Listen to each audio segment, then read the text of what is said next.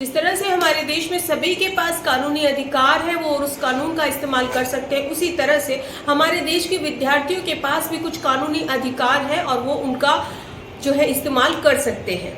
शिक्षा का अधिकार 2009 की धारा 17(1) किसी भी तरह के शारीरिक दंड, मानसिक प्रताड़ना व भेदभाव को प्रतिबंधित करती है और 17(2) के तहत इसको दंडनीय अपराध माना गया है। तो किसी भी तरह से किसी भी स्टूडेंट को शारीरिक तौर पर, मानसिक तौर पर प्रताड़ित करना एक दंडनीय अपराध माना गया है। सबसे पहले तो ये ध्यान में रखिएगा, क्योंकि आजकल जो है कई स्कूल्स में भी टीचर बच्चों को बहुत ज्यादा प्रेशराइज कर रहे हैं। कई बार घर पे भी पेरेंट्स बच्चों को इतना प्रेशराइज कर देते हैं कि पढ़ो, आपको इतना डिवीजन लाना ही है, आपको A+ लाना ही है, आपको ये बनना ही है, जिसके कारण बच्चों को बहुत ज्यादा प्रॉब्लम्स फिजिकली और मेंटली का सामना करना पड़ता है। हो सकता है कि आपके बच्चे को भी वो प्रॉब्लम हो रही हो और आपको पता ही नहीं हो। जानते हैं डिप्रेशन के और इन प्रॉब्लम्स के लक्षण क्या है।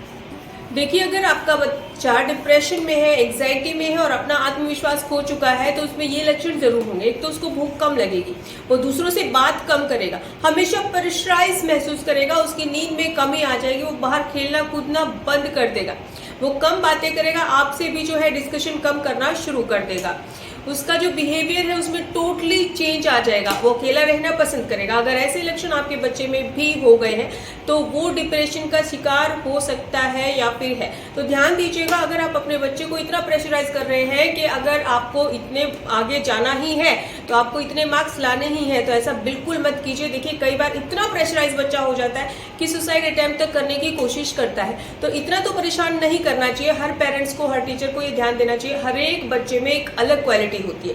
अगर हम मछली को कहेंगे कि पेड़ पर चढ़ जाओ तो उसका पूरा लाइफ स्पॉइल हो जाएगा, लेकिन वो पेड़ पर नहीं चढ़ेगी। तो हो सकता है कि आपके बच्चे में एक अलग क्वालिटी हो, उस क्वालिटी को पहचानिए और उसके ऊपर फोकस करवाइए, ना कि दूसरे बच्चों का उससे कंपेयर करें और उसको हमेशा नीचा दिखाएं। क्योंकि जब भी हम अपने बच्चे को दूसरों से कंपेयर करते हैं, कहीं ना कहीं वो डिप्रेशन में जाता है, वो अपने आप को नीचा समझता है। और जब उसका सेल्फ कॉन्फिडेंस खुद उसके माँ बाप या उसके टीचर ही तोड़ने की कोशिश करते हैं या तोड़ते हैं, तो बच्चा जाए तो कहाँ जाए। तो इस बात का ध्यान दीजिएगा, जो बच्चा करना चाहता है उसको सपोर्ट करें, उसको समझें, और कहीं ना कहीं जब आप उसके आत्मविश्वास को बढ़ाएंगे कि बेटा तुम अपनी ओर से पूरी कोशिश करो, जो ग्रेड है वो अप डाउन होते रहते हैं, रिजल्ट आता रहता है, लेकिन अगर आप अपनी ओर से कोशिश करेंगे तो हम भी सेटिस्फाइड है, कितने भी मार्क्स आने दो, तो कहीं ना कहीं बच्चे का आत्मविश्वास बढ़ता है। और ये मैं नहीं कह रही हूँ, ये कई जो है सर्वे किए गए हैं कि जिन माता पिता ने अपने बच्चों को इस तरह से सपोर्ट किया है, उन बच्चों के कहीं अच्छे मार्क्स आए हैं, कहीं अच्छी हेल्थ रही है, मेंटली भी और फिजिकली भी। तो आपसे भी अनुरोध है कि आप अपने बच्चों को ज्यादा प्रेशराइज ना करें।